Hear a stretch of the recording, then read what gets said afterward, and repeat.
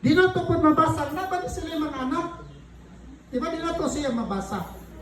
Pero nga to rin yung mabasa, how this couple displays passionate in serving God together. Usa sa imong makita diri, yun sa napapakita ang ilang passion in serving God together, no? They can be both responsible helpers in Christ. Mo gibutang diha ba sa Bible, no? My helpers in Christ Jesus. Kung makasulay ka kanang kuyog-kuyog ba nga mga buluhaton sa Ginoo, dili nalim ning magtabang-tabang ka. Dili nalim. Si Lisa dito, manghugas, mangilhig, ano dito to fellowship ba? Mubadlo na po sa iyang people, matiman na po sa iyang kinakusgan nga anak. Dili nalim, di ba? Makasapot ba yan man kaning busy ka sa mga patigayong sibilyan o sa Ginoo, makasapot na sa. Dili nalim. Usay mawadan tag painog. Usay mawadan tag panglantaw sa atong kinabuhi. Apan nindot kayo kini nga kupol. Nagpadayon ang ilang pagtabang sa baluhaton ni Apostol Pablo ug wa ta kay baluhantod kanusa. No? Makita nimo nga kini nga couple, whatever the cost, whatever the needs, naa kini sila. Muna nindot kayo. Kung manglakad ka sa Ginoo ba, dili ka makauna-una unsay daghang unsay mga problema. Ang imong una-unaon kanunay unsay akong makatabang. It might be physically exhausted, it might be materially exhausted, but you will feel the joy nga naa ka diya, katabang ka sa maong buluhaton. Muna ako kanunay gununay yun akong gihagit nga nindot kaayo nga be a helper in the ministry. Kaya kung dili gani ka helper, ikaw ra dito'y mag-obserba ra ka, ang imo makitaan mga sayo, mga kakulangon. Ang imong mga kitaan, mga discouraging moments. Pero mga lakad ka sa Ginoo, dili na mo importante nimo. Importante nimo, how can I help more in the ministry, and even you will exalt material things para makatabang sa buluhaton sa Ginoo. Muna katong mga helper sa buluhaton sa Ginoo, they are more generous. Manggihatagon to sila.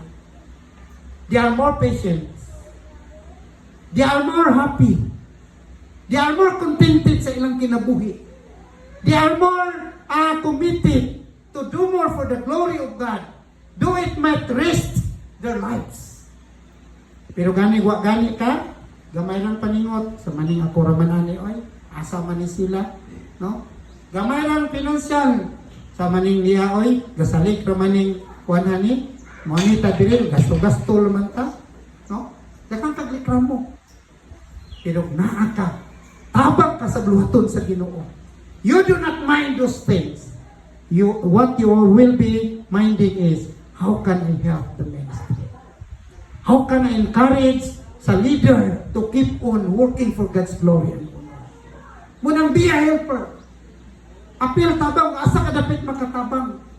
You can experience wonderful things, kauban niya itong imong gitabangan, o kamong duwa, maglipayon dahil mo, or you will keep praising the Lord.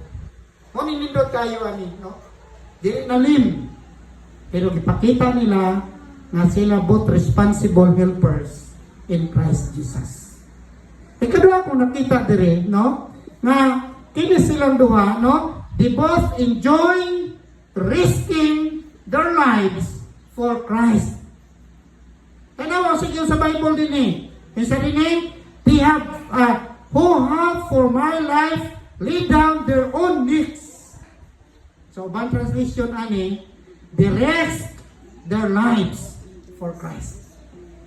Ilang girisko, gitahan ang ilang kinabuhi, diya sa bisan unsa nga mga delikado nga mga butang tungod og alang sa Ginoo. Ba? Wala na sila nagmain unsay may tabo sa ilang kinabuhi. Ang ilang nga mapadayon nila ang pagbuhat alang sa Ginoo o mahagit sila, makahagit sila sa uban aron mapadayon sa pagrisko alang sa Ginoo.